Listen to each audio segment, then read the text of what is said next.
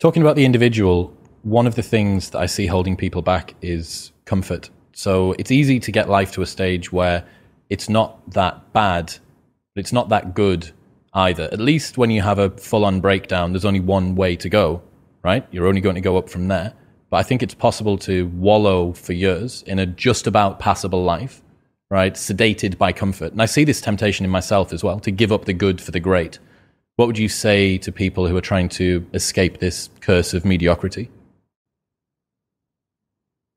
Well, if you're satisfied with it in some fundamental sense, I mean, there's something to be said, I suppose, for walling off a private space for yourself if you can maintain it, and detaching yourself to some degree from the troubles of the world and maintaining your own little private garden.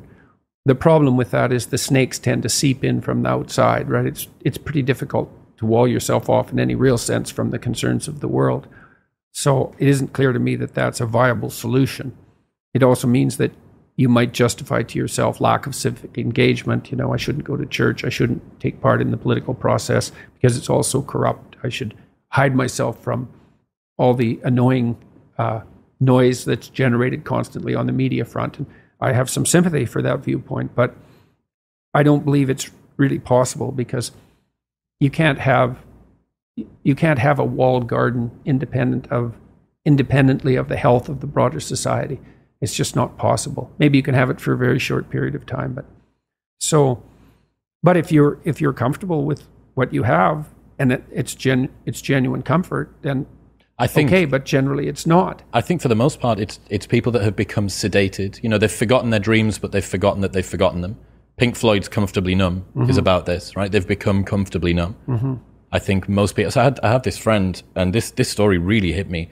So during the pandemic, running a podcast, I was able to have the thing that I feel I'm good at, my artistic pursuit and outlet, that was available for me to continue. It was actually increased because I didn't have other stuff to do. And I have a friend that's a barber, and he got a job at a supermarket. Barbers shut down for a long period of time, and he got a job at a supermarket stacking shelves overnight. And I asked him, I was like, man, how are you finding the new job? It's a big change. He's like, well, do you know what it is? I actually don't mind the work. I don't mind the people that I work with.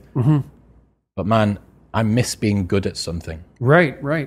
Well, dude, that hit me so hard. Right. I missed being good at something. Yeah. Well, people need the opportunity to be good at something. So then you might ask yourself, well, what's the best antidote to the discomfort of life? And you might say, well, it's comfort.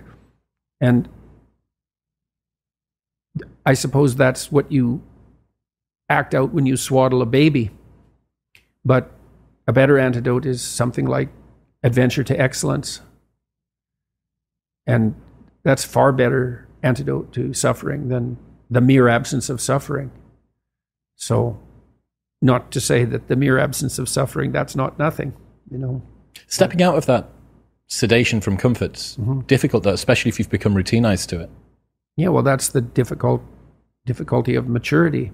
You know, the Freudians said very wisely that the good mother necessarily fails. What's that mean? It means she stops providing the comfort that insulates people against the need for adventure. I heard you say recently that a mother's ability to let her child go out into the world, knowing that they're still vulnerable and that it's now down to them and the world to look after them, that's one of the bravest things that they can do. It's the female crucifixion. And that's exemplified best in, well, the best portrayal of that I've seen is Michelangelo's Pieta. You know, it's a statue of Mary, and she has Christ's body on her, as an adult, on her lap, and he's broken and destroyed, and, you know, she's displaying that. And that's the bravery of a mother, to allow that to happen. But not only that, to facilitate it. So what about... Way you go, kid. Way you go. Well, why? It's dangerous out there. It's like, yeah, no kidding. It's more dangerous here if you stay with me. By a lot. So you might lose your body out there in the world, but if you stay here, you lose your soul. How do you see that as an individual? Let's say that there isn't the mother there that's pushing you along. Well, you know, one of the things Jung Carl Jung was very interested in the Oedipal complex, and that's basically the overprotective maternal. And he criticized Freud for presuming that it was really something the mother did. He said it's more relational than that. First of all, it would be something the father would allow to happen, assuming there was a father around. So let's not forget about the paternal contribution to allowing that to occur. Because in some sense, it's the father's role to serve as the antithesis of that maternal overprotection. So a woman is extremely bonded with her infant, say between 0 and 9 months, and the infant is utterly helpless. And so complete compassion and the provision of comfort is the only job that matters. And that's really the case. And then the woman has to switch gears to some degree. The mother has to switch gears as the child starts to become more mobile, fundamentally, and more independent. She has to let go of the infant, which is a real grieving process. And she has to start to facilitate this movement towards independence. But that's a hard shift. And so partly the role of the father in that is to be an advocate for the child's independence and to comfort the mother, to let her know that that degree of security provision is no longer necessary, but also to act as an advocate for the child's outgoing desire. And so it's the Oedipal situation is not only the mother, it's also, say, the weak father, but then it's also the child. So you can imagine, because Jung believed that these negotiated agreements were relational.